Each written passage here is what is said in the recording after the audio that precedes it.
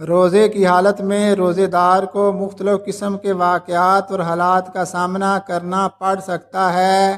یہ واقعات عمومی طور پر روحانی، جسمانی، سماجی اور نفسیاتی پہلوؤں پر مشتمل ہو سکتے ہیں۔ چند اہم واقعات درج ذیل ہیں۔ روحانی واقعات: روزہ دار کو اللہ کی قربت اور روحانی سکون محسوس ہوتا ہے۔ عبادات میں اضافہ ہوتا ہے، جیسے کہ نماز، تلاوت قرآن اور دعا۔ بعض اوقات خواب میں برکت یا روحانی اشارے محسوس ہو سکتے ہیں۔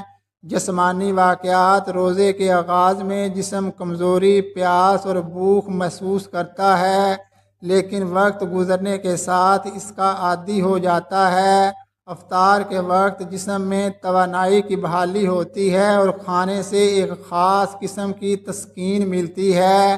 کبھی کبھار کمزوری، چکر آنا یا دیگر طبی مسائل بھی پیش آ سکتے ہیں، خاص طور پر گرمیوں میں یا لمبے روزوں کے دوران۔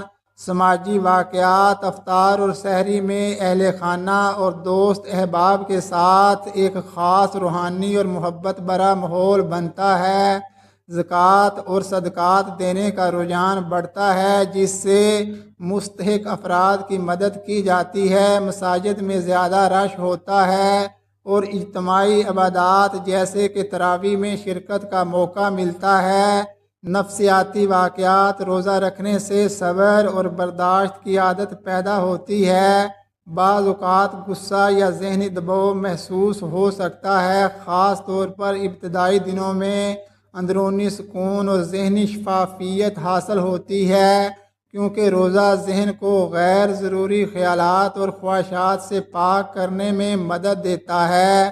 یہ سب واقعات روزہ دار کے تجربے کا حصہ ہوتے ہیں اور ان کا مقصد نہ صرف جسمانی بلکہ روحانی اور سماجی طور پر بھی فرد کو بہتر بنانا ہوتا ہے۔